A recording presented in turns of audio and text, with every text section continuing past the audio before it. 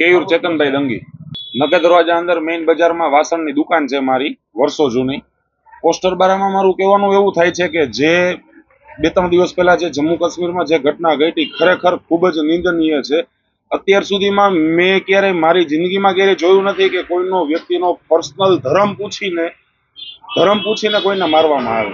આ બહુ ખૂબ જ જઘન્ય ઘટના છે અને આમાં મારું પર્સનલ સ્ટેન્ડ એવું છે કે મોરબીના ખાસ કરીને આપણા ગુજરાતના મુસ્લિમોએ આનો નિષ્પક્ષ રીતે વિરોધ કરવો જોઈએ, નિસ્વાર્થ ભાવે વિરોધ કરવો જોઈએ. જ્યાં ભારતમાં જ્યાં વિરોધ કરે છે ત્યાં કોઈ કારણથી વિરોધ કરે છે એવું મારું માનવું છે.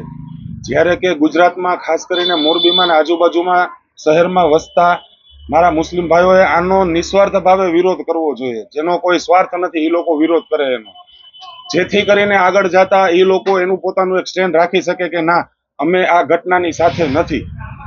આ ઘટના ઘટી એ પેલા કદાચ ન હોત કોઈ વેપારી, પણ આ ઘટના ઘટ્યા પછી કોઈનો ધર્મ પૂછીને જો મારવામાં આવે તો આ ઘટના ઘટ્યા પછી આ પોસ્ટર સાથે 100% સહમત છું અને સહમત લગભગ દરેક વેપારીએ થવું જોઈએ. જ્યારે કે મેં હમણાં તમને કીધું કે ધર્મ પૂછીને મારવામાં આવે તો ધર્મ પૂછીને સામાન ખરીદવામાં ખોટું. જ્યારે કે કોઈ મુસ્લિમ સમાજે હજી મોરબી કે ગુજરાતમાં કોઈ આપણે એવું ધ્યાનમાં નથી આવ્યું કે કોઈ રેલી કાઢી કે ના આ જે કાંઈ પણ બી ઘટના ઘટી છે એ ખોટી છે, આ ન ઘટવું જોઈએ. એ લોકોએ જ્યારે કે મારો એક એવો પોઈન્ટ છે કે એ લોકો એનો એક પક્ષ નિષ્પક્ષ પક્ષ મૂકવા માટે એ લોકોએ એક આ વસ્તુનો વિરોધ જાહેર રસ્તે વિરોધ એ લોકોએ દર્શાવવો જોઈએ.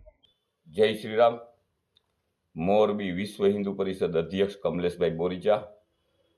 જે જમ્મુ કાશ્મીરમાં પહેલગામમાં જે ધર્મને આધારિત જે આતંકવાદી દ્વારા હુમલો કરવામાં આવ્યો છે એ હુમલાનો અમે સખત વિરોધ કરી છીએ અને એ સમગ્ર હિન્દુ સમાજમાં રોષની લાગણી છે અને સમગ્ર હિન્દુ સમાજ સર્વે હિન્દુ સંગઠનને વિશ્વ હિન્દુ પરિષદ દ્વારા જે ઉગ્રમાં ઉગ્ર વિરોધ પ્રદર્શન કરવામાં આવશે.